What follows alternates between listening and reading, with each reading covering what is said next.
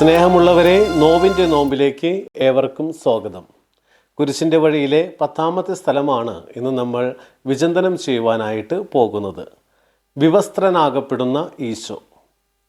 ഇവിടെ 3 തരത്തിലുള്ള ആളുകളെ കാണുവാനായിട്ട് സാധിക്കും.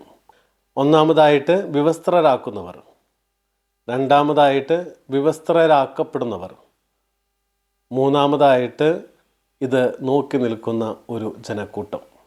നമ്മുടെ വാക്കിലൂടെയും പ്രവൃത്തിയിലൂടെയും ദിവസവും നമ്മൾ എത്രയോ പേരെയാണ് വിവസ്ത്രരാക്കി മാറ്റുന്നത്. അതുമല്ലെങ്കിൽ അത് നോക്കി എത്രയോ തവണ നമ്മൾ നിന്നു പോയിട്ടുണ്ട്.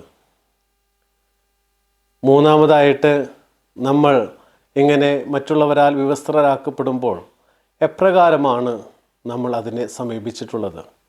യേശുവിനെ പോലെ സൗമ്യനായി ശാന്തനായി അത്തരമൊരവസരത്തെ അഭിമുഖീകരിക്കുവാൻ നമ്മൾ തയ്യാറാണോ?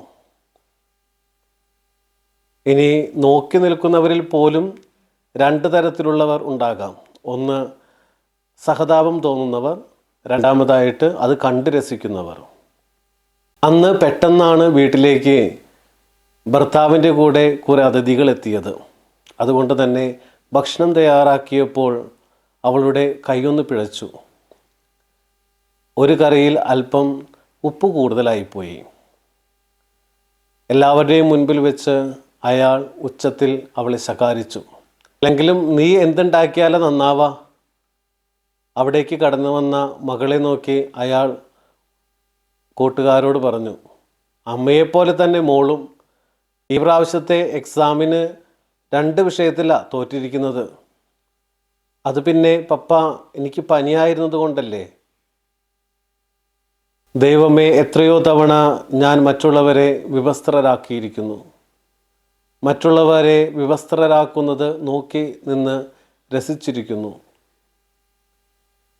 ദൈവമേ, എൻ്റെ ശാന്തതയും സൗമ്യതയും അതുപോലെ തന്നെ സമയോചിതമായ ഇടപെടലും മൂലം എനിക്ക് എപ്പോഴാണ് നിൻ്റെ വസ്ത്രമായി തീരുവാനായിട്ട് സാധിക്കുക? ദൈവമേ, നിൻ്റെ തിരുമുറിവുകൾ എൻ്റെ ഹൃദയത്തിൽ പതിപ്പിച്ചുറപ്പിക്കണമേ. ആമേൻ.